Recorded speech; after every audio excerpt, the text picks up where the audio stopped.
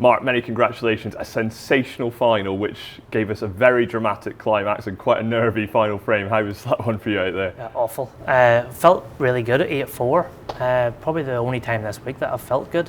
And then just missed one or two sort of half chances. Judd got on a run that, he's hard to stop when he's on that like that. His safety improved as well, because I felt like I was getting on top of that side of it in the early parts. But yeah, it's never easy, these things. But to do it the way I'd done it, yes, it would have been nicer to finish it in one go in the last frame, but just to get over the line in the last frame after being so far ahead just shows the strength and character that I've got.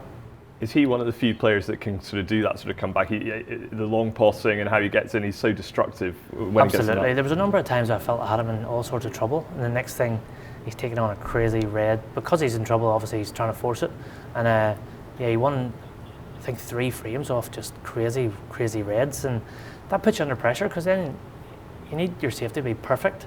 And then obviously I was missing 1 or 2 at the time in the balls as well, which doesn't help. So yeah, he's won 23 ranking titles, he's won everything the game's got to offer, so you're expecting that sort of snooker from Judd when he's behind, but it's still not nice to have to try and put up with it.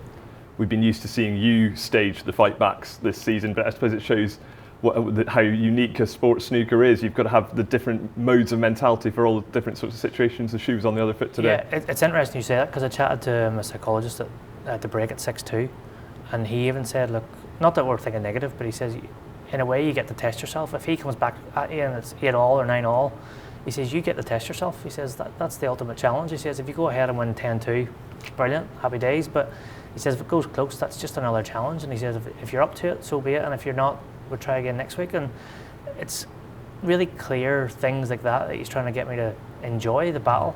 When it went 9-all, I was just really looking forward to it. Now it didn't turn out to be the best frame in the world, but ultimately I got the job done. That's what it's about.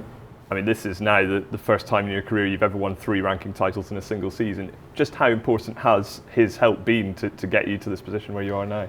I think it's been invaluable. I'm thinking so positively all the time. Even when my game hasn't been there, I'm always thinking clearly. I feel like I'm choosing what shots are best for the occasion and how I'm feeling on any given day. So he's helped me get there. It's been a proper team effort, and obviously with sorting a lot of the problems off the table as well, it's just meant I can focus on snooker again, which is great. And you're up to world number 3 as well for the first time in your career. A lot of firsts, but I'm sure this is just the start. That you must have ambitions raised far beyond that. Absolutely, and again that's down to Paul, because I've never really been one to set many targets. I've always just said the old cliche line that I try my best in every tournament and see where that sort of leaves me. But he's trying to get me a bit more target orientated, though obviously looking at Sheffield, looking at world number 1.